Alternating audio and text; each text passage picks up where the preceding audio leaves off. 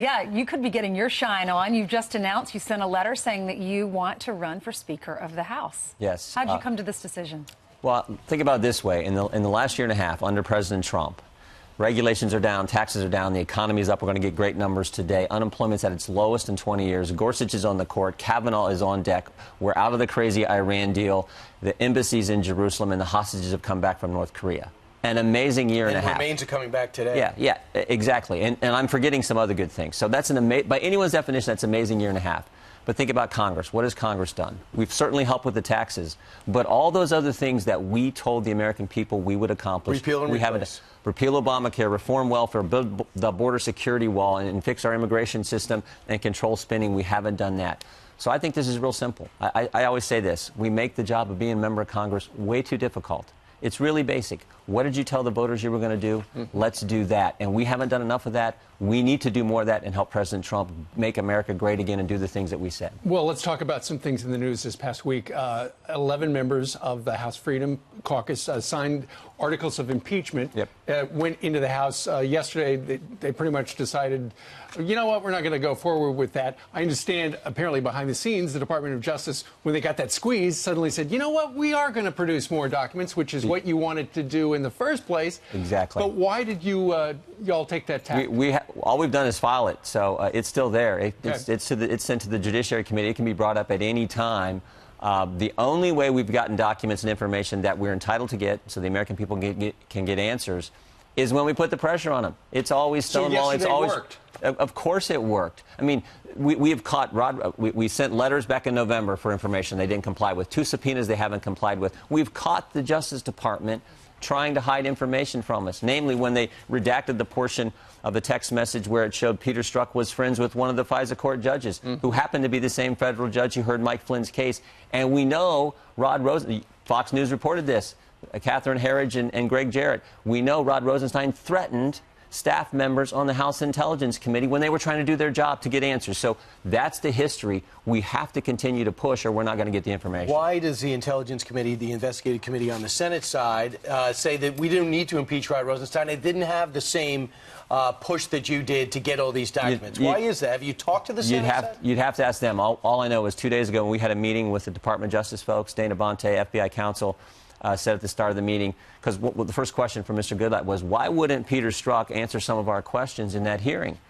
And Mr. Bonte said, well, he should have answered about 90% of the questions Congressman Jordan had in that hearing. And I'm like, well, great, we know that now. It'd have been nice to get the answers in the hearing when we were asking those questions. So the FBI told him not to answer that, and that was a lie that Peter Strzok? They told him not to answer at that time, and now they're saying, you know what, he should have answered some of those questions, 90% of the ones that I asked him. So that's a problem. That's been the pattern, and there's a point where the frustration gets so high, not just for us, more importantly for the American people, that you have to use every means that you have at your disposal to get the information, including contempt, including impeachment if we need to go You knew there. when you sent this letter there was going to be criticism from the left. Nancy Pelosi's come out saying you're trying to impeach because, Rod Rosenstein, because there's some controversy that you've been involved in, she says. She says you're doing this to divert attention from the entanglements in the sexual abuse investigation swirling around Ohio State University's wrestling program. Explain what happened when you were the assistant coach there. Yeah, look, I've talked to all kinds of my colleagues. They can all see through this story. This is something that supposedly happened 30 years ago. If there, in fact, was abuse, then we want people to get justice and the truth to come out. But there were hundreds of coaches, hundreds of administrators in that time period. No one ever reported any. Certainly no one reported it to me if they had. There was no reason for you not to deal with it if you knew about it. You're student athletes. You want the best for them. You want them ready to compete and be able to win. So if there was some problem, I would have definitely reported. There was a doctor on the team, a doctor that was supervising all of the wrestlers. 14 different Division I. Congressman, and he killed himself. Why did your name come up now?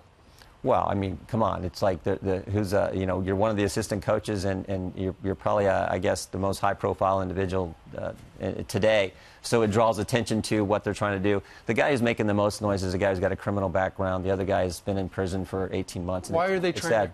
You're saying they're trying to hurt you? Well, I mean, look, you'd have to ask them. What I know is every single assistant coach has said the same thing I have. All kinds of wrestlers have come forward and said the same thing I have. And the reason they've done that, the reason they've said that is because it's the truth.